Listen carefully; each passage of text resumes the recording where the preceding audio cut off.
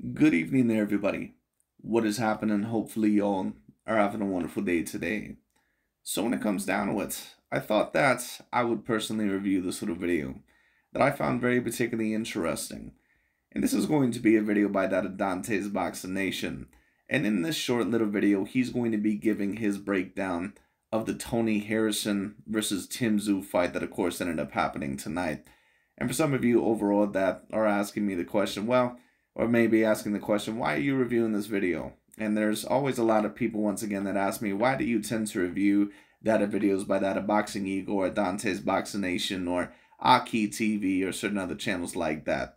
And it's really mainly for a couple of reasons. Because, first of all, I don't necessarily always disagree with some of their points, even though I do tend to disagree with a lot of their points, because I think a lot of their points can be based in some sort of bias or emotion or some sort of racial motivation when it comes down to it. And I think that when it comes to this breakdown, there still is a little bit of a deeper motivation.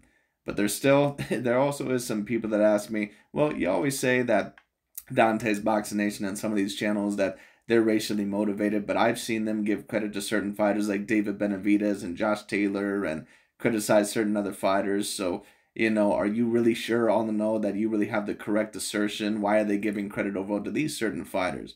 And what you notice about certain, some of these channels like that of a DontaesBoxingNation or like that of an Aki TV is that every fighter that they end up propping up that is a non-black, or excuse me, that is not a black American fighter, they can use them in the future down the line some sort of way to prop up one of their favorite fighters.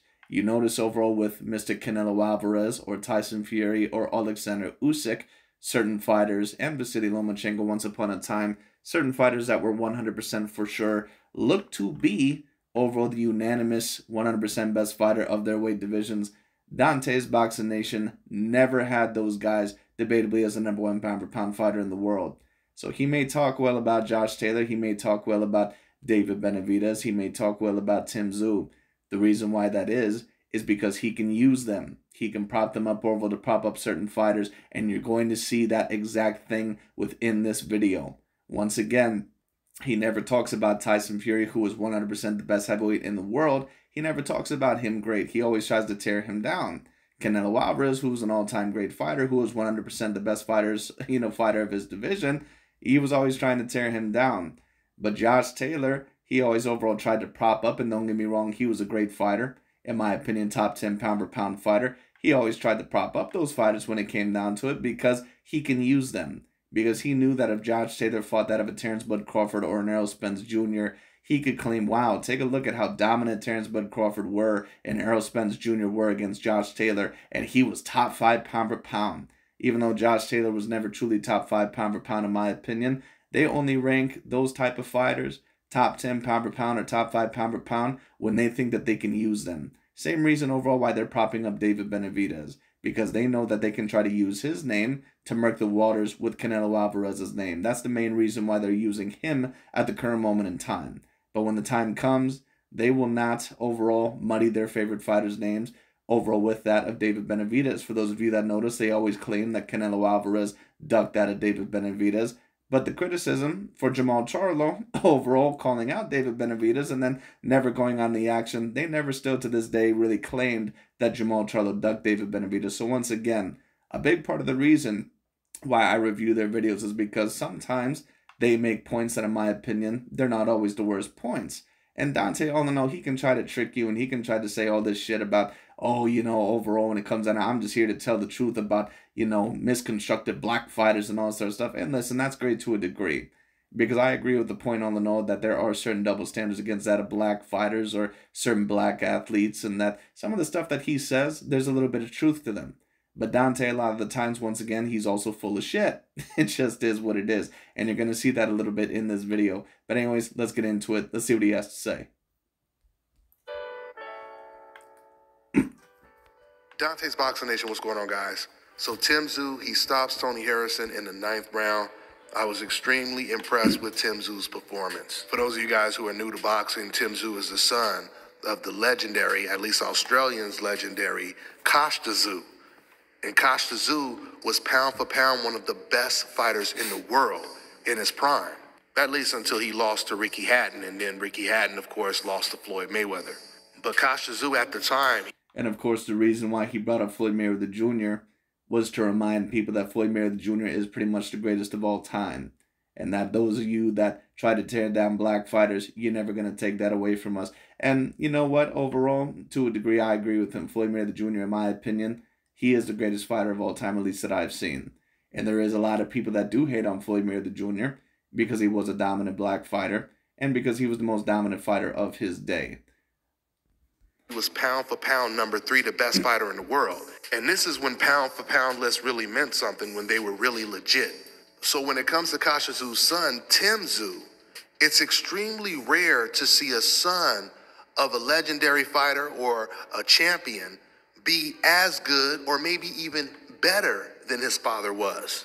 Usually either the father is a great fighter and his kids will never be as good as he was, or it'll be the other way around, where the father was just a decent fighter and his son ends up being the greatest fighter of all time, like Floyd Mayweather.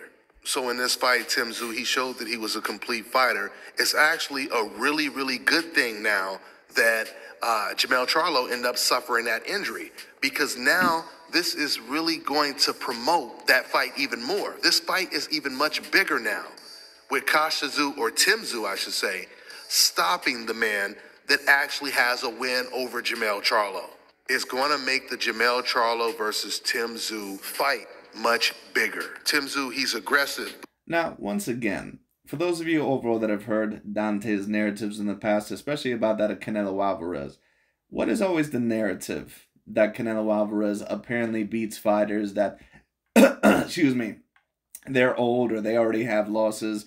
Oh, he beat a Miguel Cotto that was already stopped or already beaten before. Oh, he beat a Sergey Kovalev that, you know, he overall lost to Andre Ward. He beat a Danny Jacobs overall that, you know, had been knocked out in the past. You know, and don't get me wrong, some of those points overall there, you know, somewhat relevant. Not every single one of those fighters were necessarily 100% in the prime of their career. I think that Danny Jacobs was, personally, in my opinion, but, you know, that's a conversation for another time. But isn't it very interesting with Tszyu that there's no conversation about beating a fighter that, all in all, once again, had been knocked out 3 times previously? And really, if we're going to go there, really didn't look super duper great within his past couple of fights. Now, don't get me wrong. It still was a great win for Tszyu, but once again, I find it very particularly interesting, depending on the fighter, that Dante overall tends to want to prop up depending on what benefits he sees for the future when it comes down for certain fighters that he likes to propagate up when it comes down to it. Once again, it's very interesting, you know, which fighters, all in all, that he will give credit to, even completely, overall, completely contradicting overall the usual standards. Because according overall to the standards by Canelo Alvarez that Dante sets up for Canelo Alvarez, this really shouldn't be that big of a win because Tony Harrison was already knocked out 3 times in his career. It's controlled aggression. It's not reckless aggression. He's an intelligent, aggressive fighter and is a great counterpuncher with his right hand. Tony Harrison, he came out in the first round looking good with the jab. He won the round. After that, Tszyu, he started to close the gap. It was a small ring, and Tony Harrison wasn't moving that much. And Tszyu was able to hit Tony Harrison more than I've ever seen Tony Harrison get hit, especially earlier on. You know. Yes, and I knew that was going to happen, just like I had predicted in my fight prediction, because once again, Jermell Charlo, when it came down to it, or excuse me, Tony Harrison, he was not the same fighter that what he was in the Jermell Charlo fights. Once again, when certain fighters, excuse me, when they end up losing that of the biggest fights of their career, or the biggest fight of their career, sometimes certain fighters are never the same after that. And after that, I'm not sure if it was a corner change or maybe a confidence issue, maybe both, I'm not sure. I would have to do a little bit more research on it. But Tony Harrison, if you took a look at the Padilla fight and also that of the Sergio Garcia fight, he was getting hit more than what he was even previously. And that's why I personally overall predicted Tszyu to win this fight, either by late stoppage, but more than likely unanimous decision. I thought he was mainly going to win by decision. I thought that Tony Harrison was going to move around a bit more, but he did not. So it is what it is. But that's a big part of the reason why I predicted Tszyu to win this fight. Because in my opinion, Tony Harrison, he was even a worse version of himself than what he was before. In a lot of Tony Harrison's, I think all of his losses, he looked really good early on. And then later on, he slows down and he gets stopped. This happened against Jarrett Hurd. Against Jarrett Hurd, he was completely outboxing Jarrett Hurd. And of course, you know what this fight was similar to? In my opinion, it was like when Terrence Bud Crawford fought that of Amir Khan. Amir Khan still had a little shred of competitiveness in him left, but he wasn't really in his prime. You know, it was a really good chess match against Charlo, but I don't recall anyone landing this many punches on Tony Harrison throughout the entire fight, from the first round all the way to it ended. I truly believe that the Charlo versus Tszyu fight, it's a 50-50 fight. And this just goes to show you how deep the 154-pound division is. And this is the reason. The 154-pound division isn't deep at all. And that's the main reason why Dante is trying to make it seem like it's a 50-50 fight. And if he truly believes that, then kudos to him. Do I think that he truly believes that? No. I don't think he truly believes it at all when it comes down to it. I think overall that he's propagating that overall once again to propagate that, oh wow, take a look at this. Jermell Charlo won another 50-50 fight. I can't believe this in one of the deepest divisions in boxing. And don't get me wrong. You know, it's a great win if Jermell Charlo ends up winning it. It'll probably be the second biggest fight in his career. But Tszyu, in my opinion, is not someone that I would calculate as a true A-plus level fighter. Now, after this fight, maybe you could debate maybe that he's A-minus, but I'm not really even quite sure if I would go that far. I need to see how competitive Tszyu is in the fight. I still think that he's a little bit too flawed and more than likely still a little bit too inexperienced for that of Jermell Charlo. But we'll see what happens. We'll see. In my personal opinion, I don't think it's a 50-50 fight. I would say that I give Tszyu about a 30% chance after that performance. I just think that, in my opinion, he's going to be too hittable, and I'm not quite sure how he's going to react to Jermell Charlo's power. Reason why Jermell Charlo is pound for pound top 4, one of the best fighters in the world. No, Jermell Charlo is not one of the top 4 pound-for-pound fighters in the world, except on new media's list. It just is what it is. And once again, they can rank things however they want to, but I'm here for logical and objective rankings. And people have, you know, they've disagreed with me on Jermell Charlo. Listen, at the end of the day, and I still haven't got a good argument yet, Jermell Charlo is a guy that the biggest win of his career is over Brian Castano. And that's a great win. Undoubtedly, no doubt about it. But on top of that, he also lost to Tony Harrison, a guy that's known for getting knocked out in every big fight in his career. He just lost to him overall a few years ago. And that was when he was looked to be at the best point of his career. And he pretty much had a life and death fight. He had pretty much a Gennady Golovkin, Canelo Alvarez type of matchup against Tony Harrison. Tony Harrison, a dude that's known for getting knocked out and chinned up in every single big fight in his career. That's why Jermell Charlo cannot be top 5 pound for pound for me. I'm sorry. And he cannot be top 5 pound for pound for me until he possibly defeats a Terrence Bud Crawford or an Errol Spence Jr. It just ain't going to happen, in my opinion. And once again, a lot of people, they disagree with me. And I don't even personally have him on my top 10 pound for pound list. That's not to degrade Jermell Charlo, but once again, I point everything out with logical arguments, at least in my view. Once again, I do not have him over that of Usyk. I do not have him over that of Fury. I don't have him over that of Terrence Bud Crawford. I don't have him over Spence, and I don't even have him over Canelo Alvarez. I don't have him over any of those fighters. I don't have him over any of those fighters because every single one of those fighters usually is mainly undefeated that I just mentioned, and Canelo Alvarez, we all know that his resume speaks for itself, so he can't be above any of those fighters in my opinion. You know, not unless Canelo Alvarez, of course, loses again, you know, recently, which he very well might against Dimitri Bivol. You know, then once again, let's talk about other fighters. Jermell Charlo versus Dimitri Bivol. Could you put Jermell Charlo over Dimitri Bivol? Well, you might be able to put him there if you are just talking about mainly belts. But if you want to talk about skill set combined with the resume, no, you can't put him over Dimitri Bivol. Because Bivol has a win over Canelo Alvarez and over that of Gilberto Soto Ramirez. Period. It just is what it is. And he's defeated certain champion in his career. Overall, that would be looked at as very decent B-grade fighters. Kind of like how Jermell Charlo has when it comes down to it. And then you have Artur Beterbiev.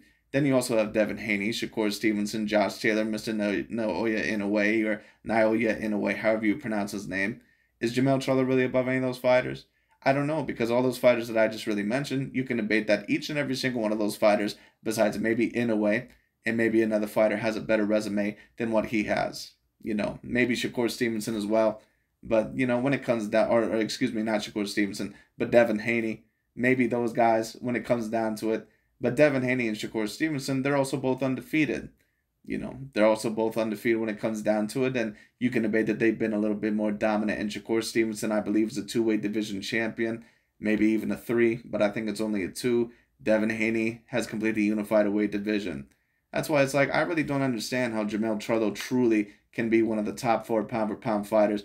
But the main reason why they tried to debate that Jermell Charlo was a top 5 pound-for-pound fighter is because Terrence Bud Crawford and Errol Spence Jr., whoever is the winner of that fight, they understand that they're more than likely going to go after Jermell Charlo next. So the reason why they're promoting Jermell Charlo to be that of top 5 pound-for-pound is because if Terrence Bud Crawford or Errol Spence Jr., really whoever the winner of that fight is, whoever the winner is of that little trio of the Jermell Charlo versus Terrence Bud Crawford or Errol Spence Jr. fights, they can pretty much take a look at them and say, wow, take a look at that. They're pretty much completely undisputed. Canelo Alvarez and Usyk, they can't even be in the same conversation as these guys. That's the reason why they're promoting that.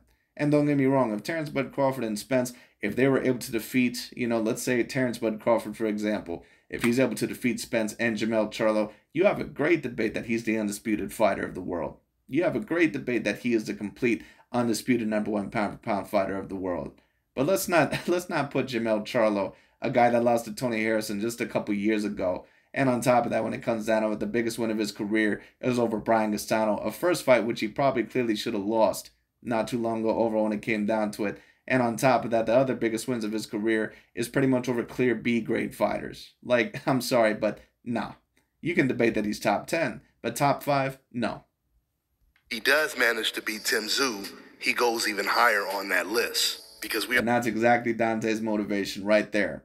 You know, if he beats Tszyu, oh, this is a 50-50 fight, and, you know, because of this, we have to put him high in the pound-for-pound list. That's the reason why he's propping up Tszyu. Already know if Tszyu beats Charlo, he's definitely going to be on that list, and they're going to have him somewhere high, at least old media for sure. But there's no doubt. Well, if Tszyu ends up beating Jermell Charlo, Dante, shit, he should be top 5 pound-for-pound, right? According to you, because Jermell Charlo's top 4. Or he should be in the debate, but I bet you money that if Tszyu defeats Jermell Charlo, he ain't going to have him there. Once again, isn't it interesting overall that some of these fighters, like Tyson Fury, for example, oh, this is a great 50-50 fight. You know, overall, this is to prove who the best heavyweight in the world is. Then as soon as Tyson Fury whooped Wilder's ass, which was a complete shock to them, they didn't expect that at all of a sudden, Deontay Wilder's trash, or all of a sudden, Tyson Fury, he can't be ranked in the pound-for-pound list. Ain't that a bitch? When Deontay Wilder was supposed to be the best heavyweight of the generation. So once again, the reason why I review these videos is because Dante and Aki TV and Boxing Ego, even though sometimes they have, you know, some points that I don't necessarily disagree with, they're just fanboys at the end of the day. That's all they are. About it. If he beats Jermell Charlo, he deserves to be pound for pound one of the best fighters in the world. I would agree that debatably he would be. He certainly would be top 10. I don't know if I would put him top 5 if Tszyu overall would beat Jermell Charlo, but he certainly would be top 10. Because Jermell Charlo is not even on my personal top 10 pound-for-pound list. And Jermell Charlo has already lost once in his career to a lesser fighter than that of Tszyu. So we'll see. So now I want to see that fight more than ever, because now we know that Tszyu has truly been battle-tested. He's passed every test, and he is a serious threat to Jermell Charlo. That's all I got for now, guys. I'm on to the next one. All right, now. Well, he's fought every test overall that he is so far, or that he has been in the ring with so far. In my opinion, a great fight for Tszyu would have been a Brian Castano fight before Jermell Charlo, but it is what it is. Either way, do I believe that he's going to defeat Jermell Charlo? I don't personally believe that he's going to. I think all in all that it's a good little fight. It's a fun little matchup, but I think it's one that more than likely will end up in a dominant fashion for Jermell Charlo.